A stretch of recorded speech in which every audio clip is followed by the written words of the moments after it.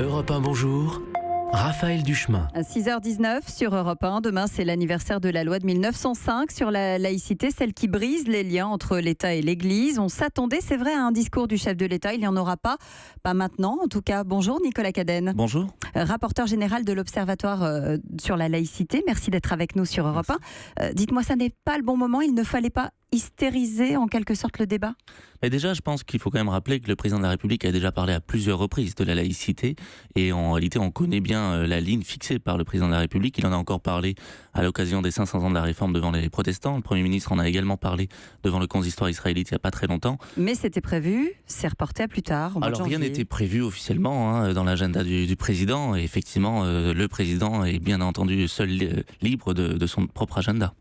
À chaque fois, c'est vrai qu'on a le sentiment qu'à la même période, cette période de Noël, il faut bien le dire, les choses se crispent avec la fameuse question des crèches. On a vu aussi l'exemple de Ploërmel, de la croix de Jean-Paul II. Vous avez, vous aussi, ce sentiment-là ? On confond laïcité, religion, on a tendance à mélanger les genres.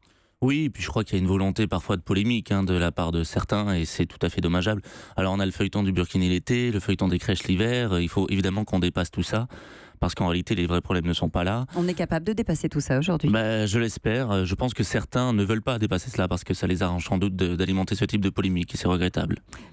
Emmanuel Macron dit la laïcité c'est un socle, vous êtes d'accord avec ça ? Bien sûr c'est un socle. Donc c'est quelque chose qui est censé nous réunir ? Tout à fait, ça ne peut que nous réunir. Aujourd'hui, c'est quelque chose qui nous divise ? Exactement, et ça, c'est pas normal. Ceux qui l'utilisent pour exclure, pour diviser, ne comprennent rien au sens même de la laïcité. La laïcité ne peut que rassembler.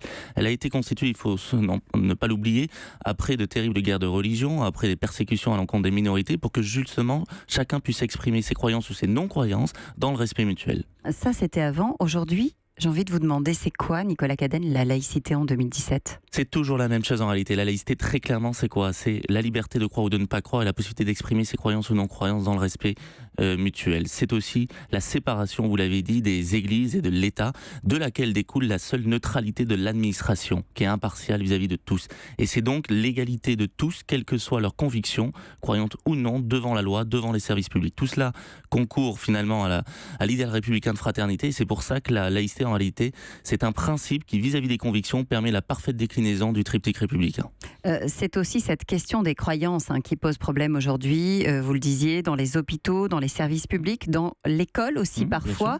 C'est d'ailleurs Jean-Michel Blanquer qui va dès aujourd'hui faire des annonces en matière de laïcité, puisqu'il y a un conseil des ministres qui se tient aujourd'hui. C'est vrai que c'est par l'école finalement que tout commence. Alors, il devrait transformer un peu les choses, Jean-Michel Blanquer, avec pour gérer justement ces situations conflictuelles entre les enseignants, demander l'intervention d'équipes spécialisées. On avait des référents, ça va un peu évoluer ? Oui, c'est un renforcement de ce qui existe déjà. Comme vous le savez, on a installé des référents académiques il y a quelques années dans tout le territoire et puis un référent national. Et là, il s'agit vraiment d'apporter un vrai soutien à ces référents et à ces équipes pédagogiques pour que les enseignants se sentent évidemment soutenus par leur administration et qu'il y ait tout de suite quelqu'un sur le terrain et dans les établissements dès qu'il y aurait un conflit éventuel. Ça, c'est vraiment très important. Il s'agit de donner de la lisibilité, de clarifier les choses, de mieux coordonner les choses pour toujours avoir une même réponse commune aux problèmes communs qui peuvent se poser. Oui, parce qu'il y en a des problèmes. Il y a par exemple des associations fondamentalistes qui occupent aujourd'hui des créneaux dédiés au soutien scolaire. C'est sur des sujets comme ça qu'il faut pouvoir agir ? Bien sûr, et puis après, évidemment, si on en est vraiment à des niveaux importants, graves d'endoctrinement, il y a aussi le ministère de l'Intérieur qui peut intervenir pour évidemment lutter contre ce type d'associations qui en réalité ne respecteraient pas leur feuille de route. L'État est laïque, pas la société aujourd'hui ? Oui, c'est ça. Alors effectivement, c'est l'État qui est laïque en ce sens où l'État va être neutre vis-à-vis de tous et impartial vis-à-vis de tous. Les citoyens, évidemment, grâce à la laïcité, eux, se voient garantir la possibilité d'exprimer des convictions, quelles qu'elles soient, dès lors qu'ils respectent l'ordre public. C'est de là que vient le malaise, d'après vous, aujourd'hui, Nicolas Cadenne ? Il y a une grande confusion, en effet, sur qui est neutre et qui ne l'est pas.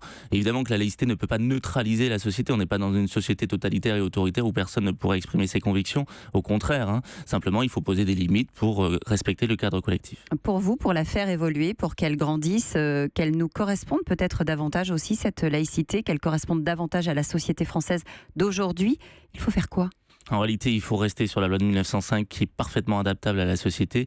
Elle a été pensée justement pour que, quelle que soit l'évolution de la société, elle reste adaptée. Parce qu'en réalité, elle ne Mais certains mentionne disent pas qu'elle est trop bienveillante aujourd'hui, trop laxiste, qu'il y a des failles, qu'elle ouvre des boulevards. J'aimerais un seul exemple. Ces gens nous disent ça, mais quels sont leurs exemples? En réalité, la loi permet déjà de répondre à toutes les problématiques. Moi, je veux un seul exemple et je vous réponds, il n'y a pas de problème. En réalité, le cadre juridique actuel permet parfaitement de sanctionner tout abus. L'islam radical, par exemple, c'est ce qui est avancé par certains. L'islam radical, s'il est radical, s'il y a des propos incitant à la haine, à la discrimination raciale contre les valeurs de la République, qui sont évidemment pénalement répréhensibles, c'est déjà le cas. Il faut simplement les vérifier, les contrôler et les condamner et appliquer la loi.